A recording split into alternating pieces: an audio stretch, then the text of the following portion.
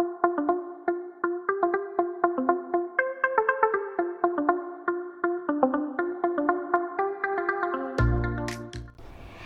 everyone, this is Ryce DG and welcome back to my channel.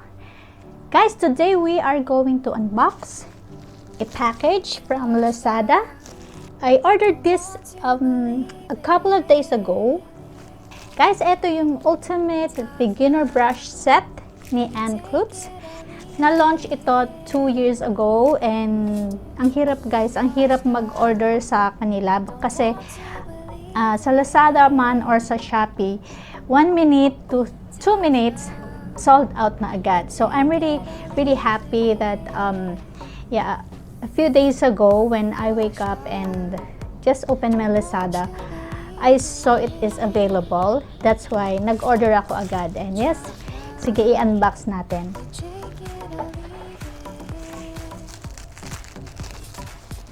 Okay. So maganda ang pagka-package nila guys. Naka-box talaga siya. Okay. So, saan ba natin? Okay. Oh, medyo hirap ako. Okay. Wow. Right. So, yeah. Tignan nila. Address. I've been eyeing these brushes 2 years ago. Kaya really happy that at last I already got myself one. Andahan, para mamaya iba yung pagkit na. Oh my gosh. Ow. Really sealed.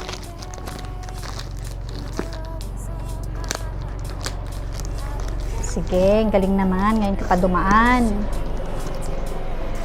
Ang eroplano, bow. Eroplano, helicopter.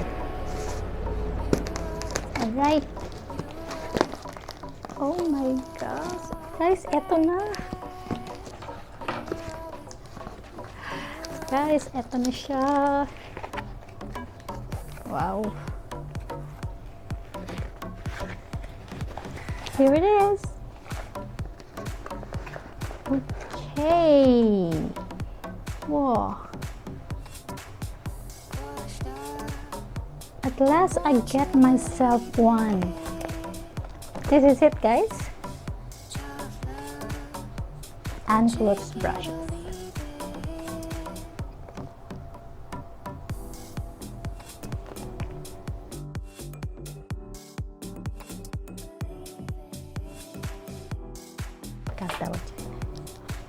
And oops. Okay, so we can open it like so. Okay, pag ganun pala siya. So this, okay, this is the other side.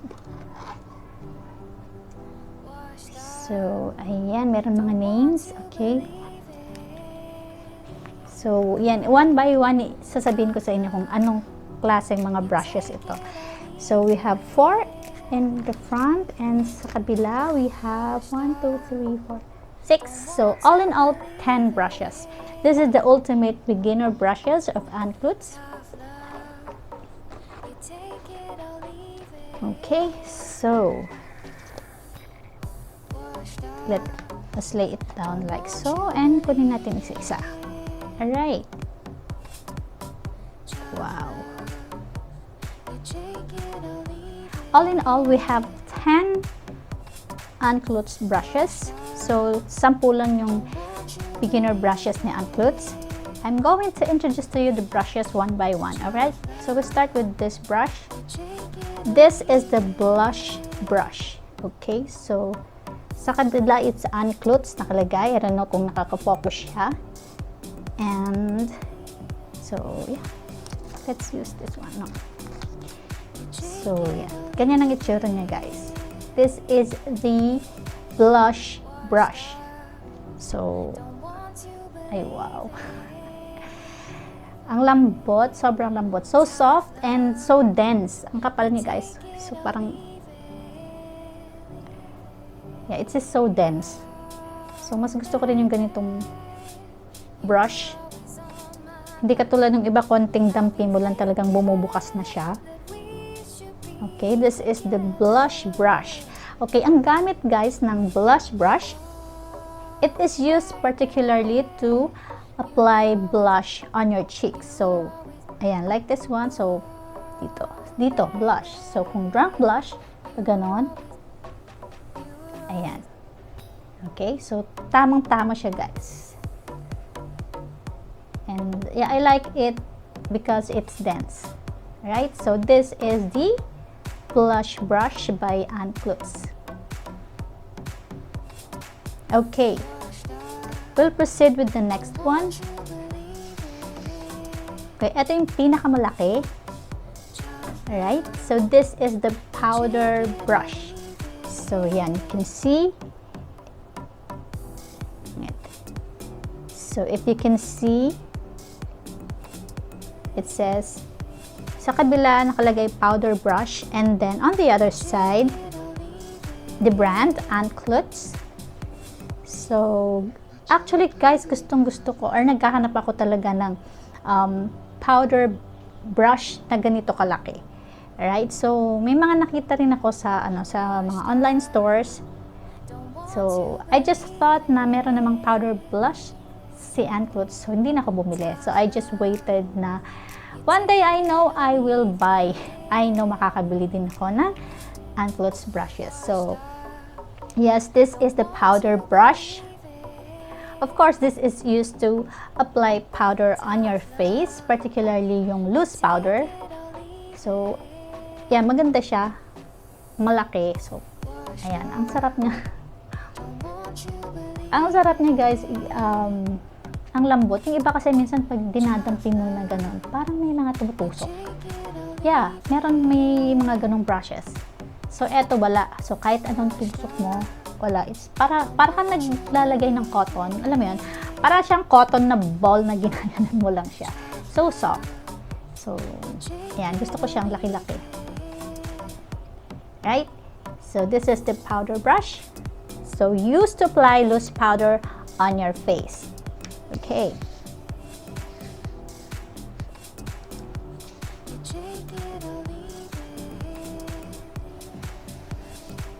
Alright, so next, this is the flat angled kabuki brush. Alright, so flat angled, so angled kasi, yeah, angled siya. Diba? So it's angled, and again, it is so dense. Sakto lang talaga siya, guys. Alam mo yun, pag nilagay mo siya, or yeah, you apply, agad malaki agad yung sakop niya. No? So, it is faster if you are going to use this. Alright? This flat angled kabuki brush is used to apply foundation. Alright? So, ayan. So, if you apply foundation, sakto lang siya. Hindi mo na kailangan yung kamay mo. So, just straight. Kasi angled na siya, guys. And then, one thing, kasi dahil sa angled siya, may matulis siya dito na part. So, this one can reach those mahirap na. So, this part can reach those hard to reach areas. Like, on the side of your nose, diba? Dito sa gilid. Like so. And then, kahit dito, if you're going to apply foundation until here. And then, of course, here. So, kahit dito sa lips. Diba? So, hindi siya lalampas kasi meron siyang, dahil angled nga siya, so meron siyang tip. So, it's so easy. Yan ang use ng ating flat angled kabuki brush. Alright? Next one, the contour brush. Alright, this is the contour brush. Okay, so ganito ang contour brush, guys. So, the difference between the flat angled kabuki and the contour brush, you can see.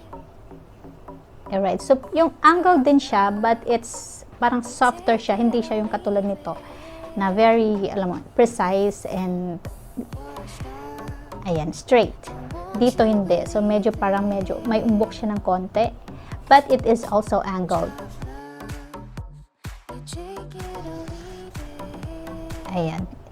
So, nakalagay dito, it is a contour brush. Okay. Yeah, so if you can see closely, ayan siya. Alright. So, ganun din siya, guys. Dense din siya. And magaan. I think yung nauna yata nalabas na Anneclutz brushes is medyo wavy daw yung ganito, yung kanyang hawakan. This one is light. Contour brushes is used to contour your face, of course. It is to give shape. It is angled to follow the curves of your face. Okay, so kaya ganyan siya. So kaya pag ginanon mo siya, it will follow the curves of your face. Alright? So that is why it is called a contour brush. Mag-proceed tayo sa kabilang side. So this is a fan brush. So ayan, Anneclutz nakalagay dyan. And then on the other side, kung anong klase siyang brush.